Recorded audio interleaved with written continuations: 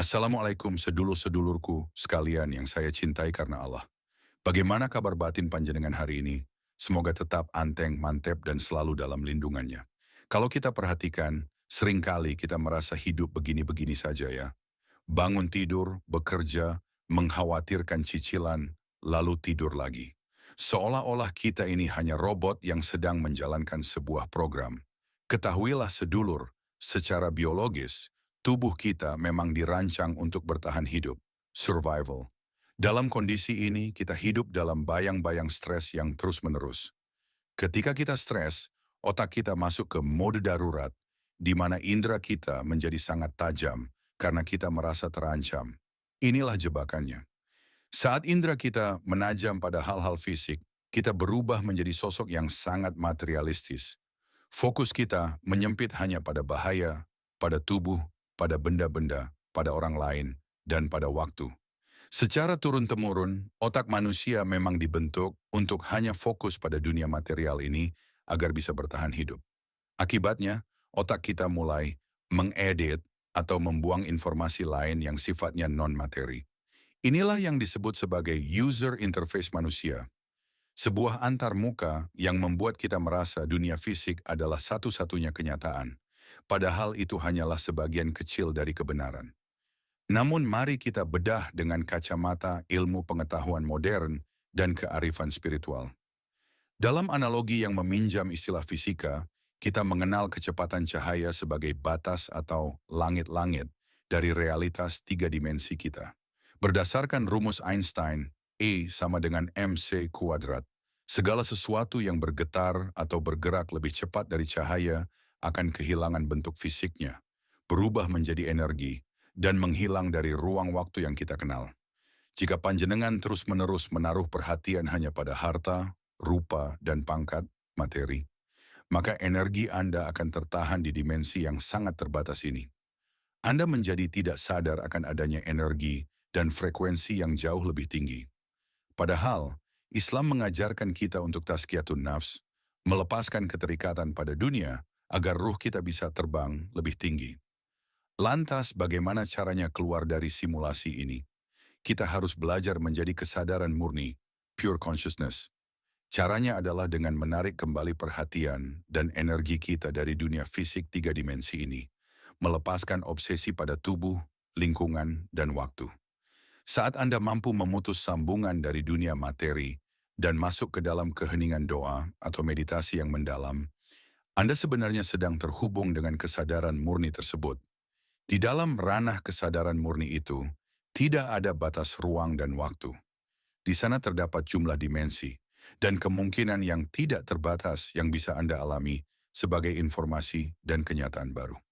Menjadi makhluk dimensional berarti kita tidak lagi terkunci dalam nasib yang kaku atau garis hidup yang datar, melainkan memiliki akses pada kemungkinan dan informasi yang tak terbatas di luar batasan fisik. Dalam pandangan yang lebih luas, ini adalah anugerah di mana kita bisa beralih dari sekadar bertahan hidup, survival, menuju kehidupan yang penuh kelimpahan energi. Berikut adalah sisi positif dan keuntungan menjadi makhluk dimensional yang bisa kita renungkan. Terbebas dari penjara materialisme dan stres selama ini, otak kita diprogram oleh insting bertahan hidup yang membuat kita terjebak dalam mode darurat atau stres. Dalam kondisi ini, fokus kita menyempit hanya pada tubuh, lingkungan, dan waktu yang membuat kita menjadi sosok yang sangat materialistis. Dengan menyadari jati diri sebagai makhluk dimensional, kita belajar untuk melepaskan perhatian dari beban-beban fisik tersebut. Ketika kita menarik energi dari rasa khawatir akan urusan duniawi, kita sebenarnya sedang membebaskan diri dari user interface atau tirai mental yang selama ini membatasi pandangan kita akan kebesaran Tuhan. Akses pada kemungkinan yang tak terbatas, sisi paling indah menjadi makhluk dimensional adalah terhubungnya kita dengan kesadaran murni, pure consciousness. Saat kita mampu melampaui batas ruang dan waktu, kita masuk ke dalam ranah di mana terdapat jumlah dimensi dan kemungkinan yang tidak terbatas.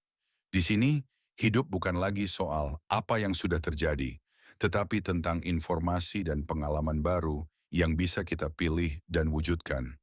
Kita tidak lagi hidup secara linear yang hanya menunggu masa depan berdasarkan masa lalu, melainkan hidup secara dimensional, di mana setiap kemungkinan masa depan yang cerah sudah tersedia untuk kita akses. Transformasi materi menjadi energi baru. Secara ilmiah, segala sesuatu yang bergetar lebih cepat dari kecepatan cahaya akan berubah wujud dari materi menjadi energi. Dengan menjadi makhluk dimensional, kita belajar untuk menaikkan getaran atau frekuensi hidup kita. Kita tidak lagi merasa berat oleh beban fisik, karena kita menginvestasikan energi kita pada ranah non-materi yang penuh dengan kekuatan kreatif. Ini adalah bentuk nyata dari tazkiyatun nafs, di mana jiwa yang bersih dan ringan akan lebih mudah menangkap sinyal-sinyal kebaikan dan solusi dari Sang Pencipta yang sebelumnya tertutup oleh fokus kita yang terlalu materialistik. Hidup yang lebih bermakna dan luas menyadari bahwa Anda adalah makhluk dimensional akan mengubah cara Anda memandang setiap tantangan. Anda bukan lagi karakter yang pasrah dalam simulasi kehidupan yang sempit. Anda adalah kesadaran yang memiliki kendali untuk berinvestasi pada energi yang lebih tinggi.